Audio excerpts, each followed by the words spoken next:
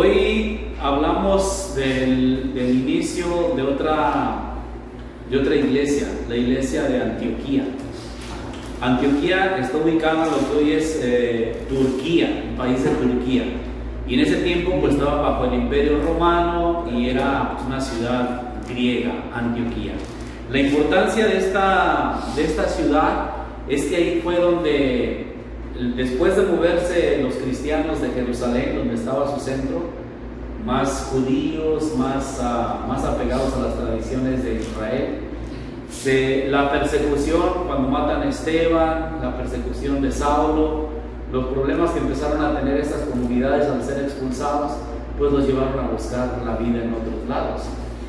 Incluso ahí en Antioquía, antes que los cristianos, pues también había una comunidad judía muy importante, muy fuerte. Entonces había contactos pues hacía que la gente se fuera para allá.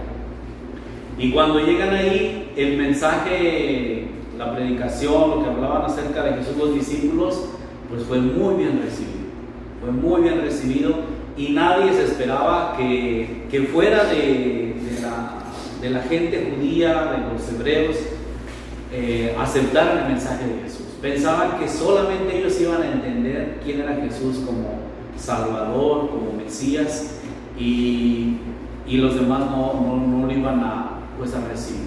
Los griegos estaban más acostumbrados a una religión politeísta, así de muchos dioses. Recordarán, así como los romanos pues tenían el dios de la guerra, la diosa del amor, tenían el dios del mar, el dios del trueno, tenían de todos los dioses. Había de todos los dioses. Y los griegos también tenían su propio, le llaman el panteón, el lugar de los dioses, tenían muchos dioses. Hablarles de un único Dios, pues a lo mejor era como incluir a uno más, pero era, por supuesto, ponerlo por encima de todos y creer en Él como el único absoluto. Era un concepto nuevo, que tampoco era ¿cómo decirlo? Era algo nuevo para ellos, porque los mismos filósofos como Platón, Aristóteles, Sócrates, todos los grandes filósofos griegos, de alguna forma, en su forma de entender el ser humano, entendían también un origen único y absoluto, trascendente, que no podía ser representado con nada. O sea, no era gente con mucha historia, con mucha ciencia, con muchas, pues de ahí nos vienen para nosotros, por ejemplo, matemáticas, filosofía, derecho. Hemos recibido de la cultura griega y romana muchísimo más de lo que nos imaginamos. Entonces, su contacto con esta predicación del Dios único, del Dios de Israel, no era algo extraño para ellos, era algo muy familiar. De otra manera, pero muy familiar. Entonces, aquí en el capítulo 11, Hechos de los Apóstoles, capítulo 11, versículos 19, escuchemos cómo inicia esta iglesia de Antioquía.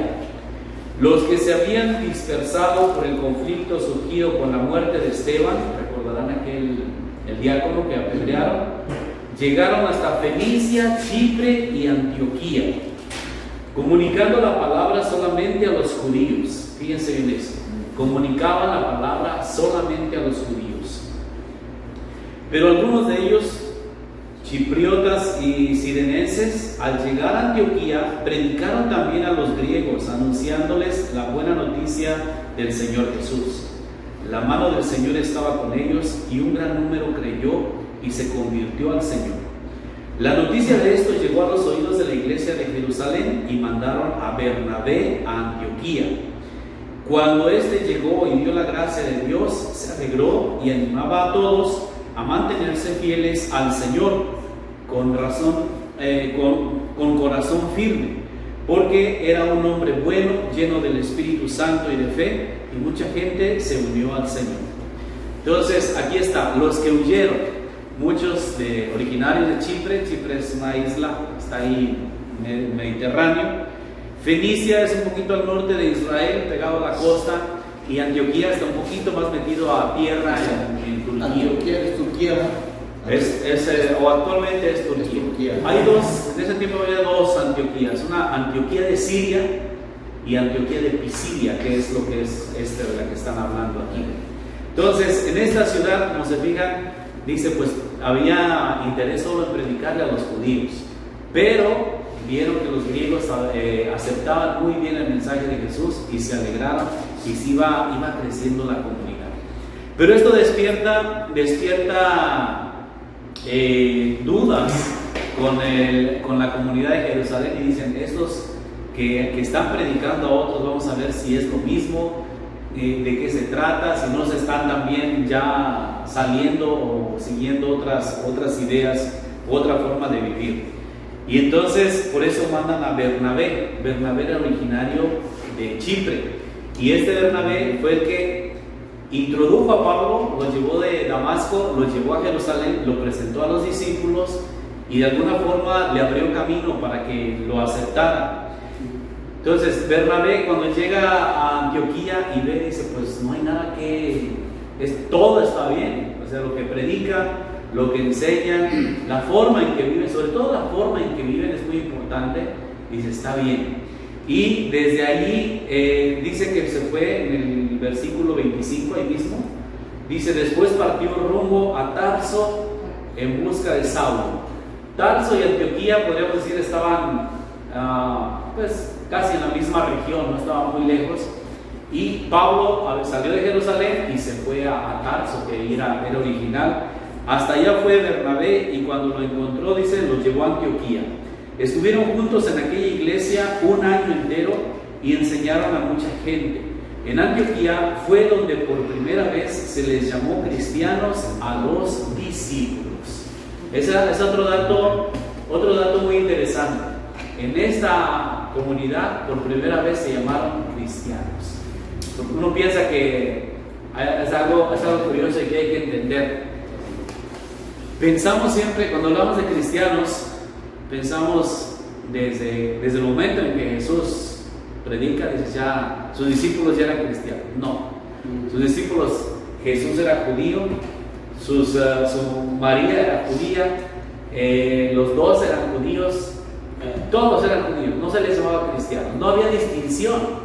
Ellos rezaban, leían la Torá, iban a la sinagoga. Jesús lo vemos varias veces leyendo incluso en la sinagoga. Eran judíos, nada que ver.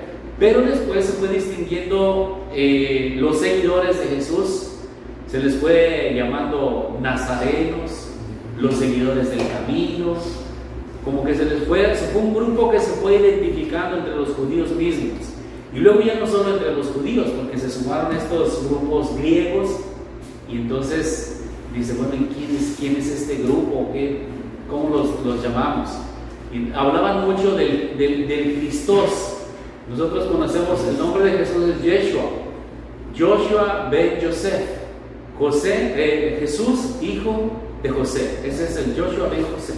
O le ponían Jesús el Nazareno, porque creció en Nazaret, y por eso le decían Jesús el Nazareno, y así estaba en su placa de sentencia en la cruz, Jesús Nazareno, rey de los judíos. Esa era su causa de muerte, y así lo conocían.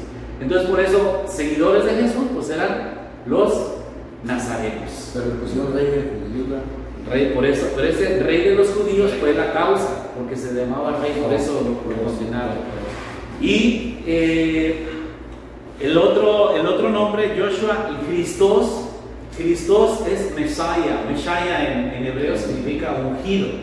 El Mesías es el enviado de Dios, el que viene a conducir, liberar, salvar a su pueblo. Él es el enviado de Dios, el Mesías.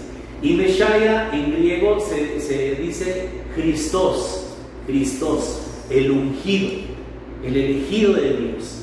Y por eso tenemos el nombre de Jesús. Jesucristo son dos palabras, Joshua, Christos.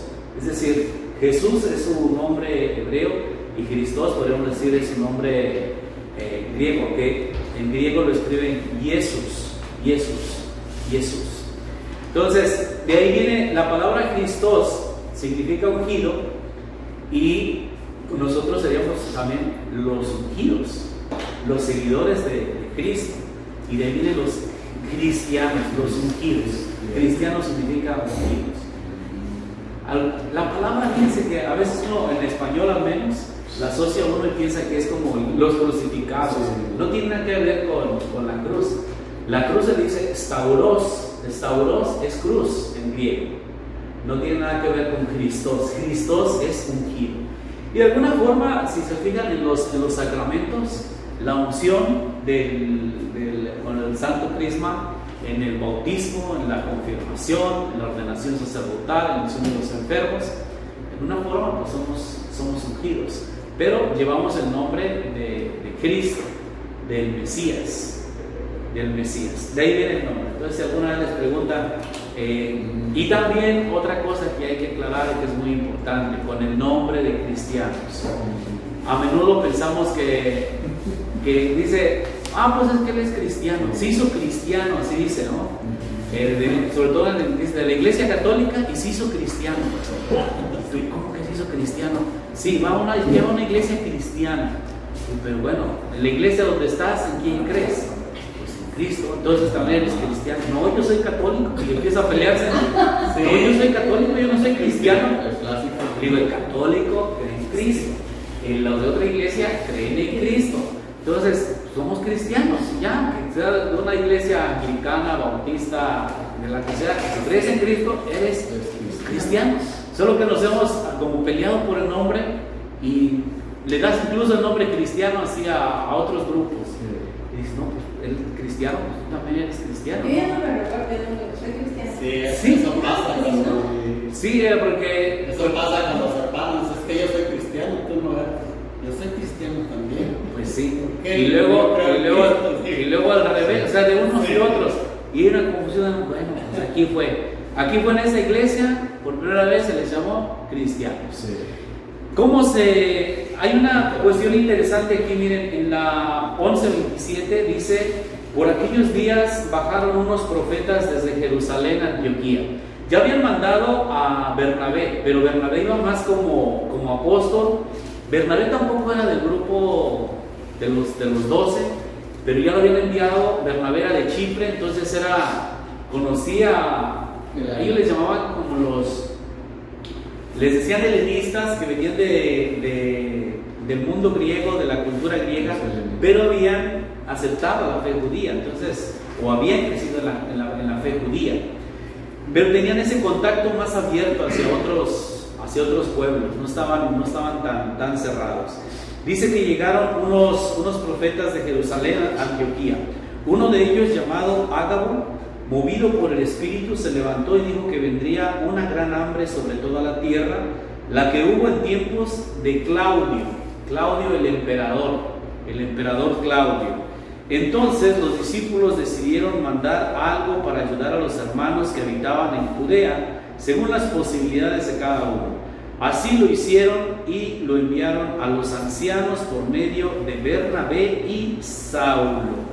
Sabemos si esta colecta es la misma de la que se hablará más adelante, cuando, Pablo invita a las comunidades que ya había fundado a que aporten algo. Esta carestía que hubo, probablemente fue una sequía, no llovió, hubo alguna crisis general que afectó y había gente que estaba pasando hambre, especialmente en la región de Judea, lo que hoy es Israel. Y es interesante que esta comunidad, que apenas estaban haciendo una forma de mostrar solidaridad con Jerusalén, porque tampoco dijeron, no, pues no nos interesa Pedro, Santiago, Juan, los discípulos que estaban en Jerusalén, nosotros seguimos nuestro rumbo. No, había ese interés mutuo.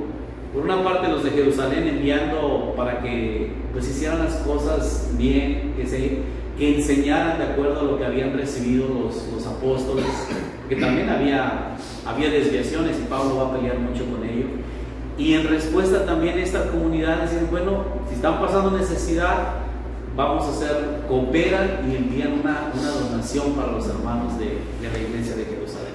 Entonces empiezan a hacer como esos vínculos entre estas comunidades que podrían ser bien diferentes, pero al final la fe, los valores, es lo mismo. Pasamos al capítulo 12. Hay Es interesante también aquí en los Hechos de los Apóstoles, hay una parte que habla de la muerte de Santiago, Santiago el mayor, hermano de Juan. Hay dos Santiagos en el grupo de los 12. Había dos Judas, Judas Tadeo, Judas Iscariote, y está también Simón, y está Santiago mayor, que siempre invitaba a Pedro, Santiago y Juan, el hermano de Juan, y había el otro Santiago que le dicen Santiago el menor. Entonces dice, y va intercalando la historia de estas comunidades, y después pone alguna situación con Pedro y los apóstoles. No centra Lucas en su plan, no se va solo con Pablo, las comunidades griegas, sino que va informándonos de lo que pasa en Jerusalén con la comunidad cristiana, judeo-cristiana, y lo que pasa en las comunidades judías.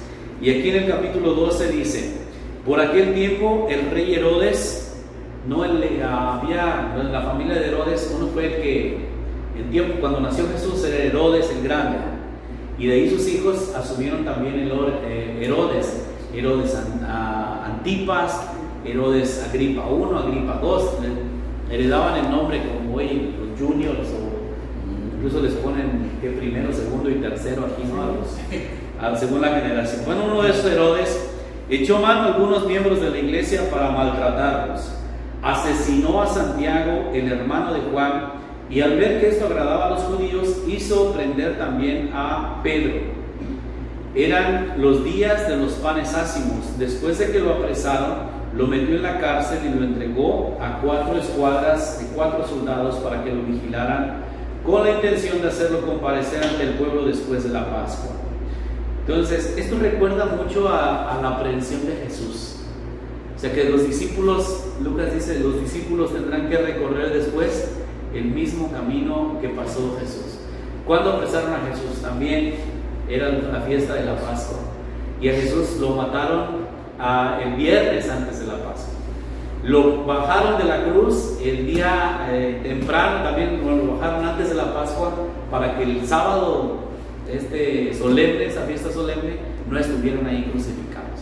Y de alguna forma aquí también pues había mucha gente en Jerusalén, y Herodes, para subir su popularidad, dice, manda a matar a Santiago, y luego dice, a Pedro le va a tocar, pero primero vamos a exponerlo, vamos a hacerle el juicio. Pero fíjense el interés de ganar popularidad. Era también porque Herodes era, por decir, Herodes fue parte de los últimos reyes judíos. Después de ellos ya, pues prácticamente los encargaron de todos los romanos, pero ellos prácticamente les dieron concesiones, territorios. Los romanos dijeron, está bien, tu reina, mientras nos pagues tributos, tú eres el rey de los judíos, tú te encargas de esa región. Era una estrategia que seguían los romanos. Entonces, dice, eran los días de los panes ácimos, la fiesta de la Pascua. Después que lo apresaron, lo metió en la cárcel, lo entregó a los soldados. Para después de la Pascua, pues no iba a hacer eso en el mero día. En el versículo 5, 12:5. Mientras Pedro estaba vigilado en la cárcel, la iglesia oraba insistentemente a Dios por él. ¿Cuál iglesia? Pues los creyentes en Jesús. Ya perdimos a Santiago, ahora tenían miedo de perder también a Pedro. Luego, seguimos adelante, cuando Herodes estaba a punto de sacarlo, esa misma noche Pedro estaba durmiendo entre 2 soldados, atado con 2 cadenas, mientras unos guardias vigilaban las puertas de la cárcel. De pronto se presentó un ángel del Señor y una luz iluminó la celda. El ángel le tocó en el costado, lo despertó y le dijo, levántate rápido. Y las cadenas cayeron de sus manos. El ángel le dijo, vístete y ponte tus sandalias. Así lo hizo. Ahí agregó, ponte tu manto y sígueme. Y salió siguiéndolo. No terminaba de darse cuenta de que era verdad lo que estaba haciendo el ángel. Él pensaba que se trataba de una visión. Él estaba dormido. Atravesaron la primera y la segunda guardia y llegaron a la puerta de hierro que da hacia la ciudad. Esta se abrió por sí misma. Salieron y continuaron por una calle, y de pronto el ángel lo dejó. Entonces Pedro volvió en sí y dijo, Ahora sé que el Señor me ha enviado a su ángel para rescatarme de la mano de Herodes y de todo lo que esperaba el pueblo de los judíos. Consciente de que lo que había pasado, se fue a la casa de María, la madre de Juan, llamado Marcos, donde se encontraban muchos reunidos en oración. Llamó a la puerta del pórtico, la puerta principal, y salió a atender una joven sirvienta llamada Rode. ¿Cómo dice ahí en su Biblia esa? Rosa. En esa traducción dice Rosa, pero en esta de la Rode. Yo no sé por qué en esta yo en mi traducción le puse Rosa, acá dice Rode. Rode era el nombre. Es una cuestión curiosa. Dice, al reconocer la voz de Pedro, se alegró tanto que no le abrió la puerta, sino que corrió a contar la noticia de que Pedro estaba en la puerta. Ellos le dijeron, estás loca. Pero ella aseguraba que sí era él. Ellos respondieron, debe de ser un ángel. Mientras tanto, Pedro seguía llamando. Entonces le abrieron, lo vieron y se asombraron. Haciendo una señal con la mano para que guardaran silencio, les contó cómo el Señor lo había sacado de la cárcel y agregó, comuníquenle estas cosas a Santiago y los hermanos. Luego salió de allí y se fue a otro lugar. Cuando llegó el nuevo día, hubo un gran alboroto entre los soldados sobre qué había pasado con Pedro. Herodes, tras haber buscado a Pedro sin encontrarlo, procesó a los guardias y mandó que fueran ejecutados. Luego bajó de Judea a Cesarea y se quedó allí, Herodes. Entonces quería hacer un gran show con Pedro, pero no le salió. No le salió. Aquí algo interesante. Este relato, cuando lo estaba preparando, lo estaba leyendo, recuerda mucho como al relato de la muerte de Jesús. Por supuesto que Pedro no se muere aquí, pero si se fijan, está Pedro, lo encadenan y lo ponen en la cárcel. Las cárceles normalmente eran calabozos, eran subterráneas. No crean que eran así cosas bonitas. Las cárceles no son bonitas, así estén la más lujosa y la más limpia, no.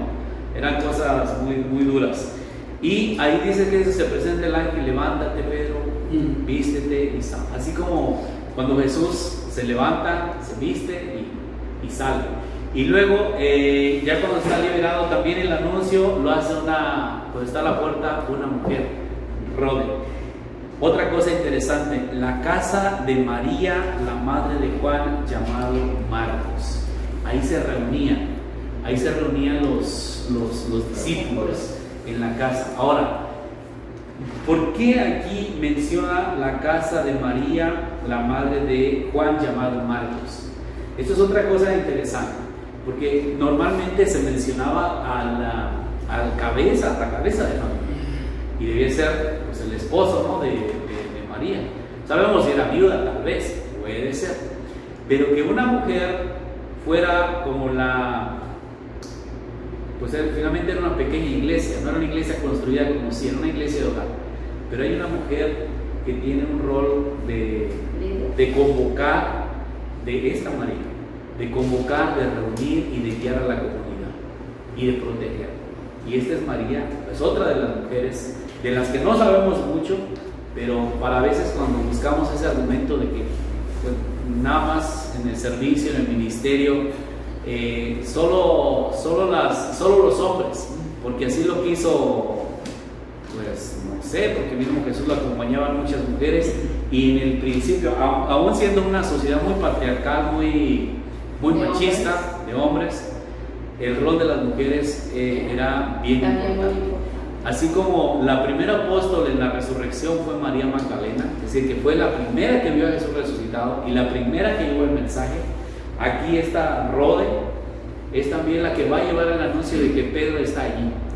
Entonces, si se fija, uno quiere poner siempre, buscar esa justificación, pero estos detalles, esa justificación de decir, solo hombres y no mujeres, en el ministerio, en el servicio, en la sociedad.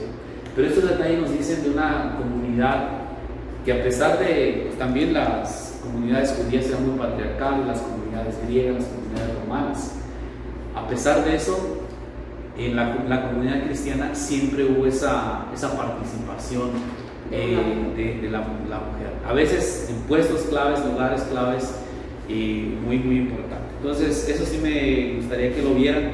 Qué cosa chistosa, ¿no? Que le dio tanto gusto que no le abrió la puerta y no así. Y el otro, pero ábreme, es que me andan buscando y tú allá. Y luego la forma en que Pedro se presenta también y cuenta cómo el ángel lo sacó. Pues haciendo una señal, dice ella, párenle, silencio, y les cuenta. Es como Pedro, casi es como un signo de resurrección de Pedro. Entonces es una parte bonita. Luego viene un reporte de la muerte de Herodes, de este Herodes, que el que manda, a los mismos soldados los mandó a ejecutar. Eran crueles, ¿no? Eran tremendos, eran crueles en sus decisiones. Pero dice aquí en el 12:20, Herodes estaba muy molesto con los de Tiro y Sidón. Estos, de común acuerdo, era otra región, se presentaron ante él habiéndose ganado a Blasto, el camarero del rey. Le pidieron hacer la paz, pues su región se abastecía de los territorios del rey. El día señalado, Herodes, adornado con ropas reales y sentado sobre la tribuna, les decía un discurso. La gente gritaba, el que habla es un Dios, no un hombre. Pero entonces el ángel del Señor lo hirió por no haber dado gloria a Dios y murió devorado por gusanos. Se habla de la muerte de Herodes el Grande, también en una muerte muy dolorosa, una enfermedad que quería matar a Jesús. Y este Herodes también tuvo una infección o alguna cosa, pero su actitud era, lo que critica aquí o lo que señala era que se vestía de tal forma que lo aclamaran como si fuera un dios. Y eso mismo pues algo que repitieron muchos reyes y también emperadores romanos, cuando les pedían que se inclinaran ante las estatuas de oro. También los babilonios lo hicieron. Cuando no lo hacían los judíos y después los cristianos, pues los mataban o los despojaban de sus cosas, de su familia, y sufrían mucho a causa de esto. Pero hay que consagrarse solo a Dios. Termino con esto. Regreso de Bernabé y Pablo a Antioquía, pues porque fueron a Jerusalén a entregar la donación. Mientras tanto, la palabra de Dios crecía y se difundía. Bernabé y Saulo volvieron de Jerusalén, habiendo cumplido su servicio, trayendo con ellos a Juan llamado Marcos.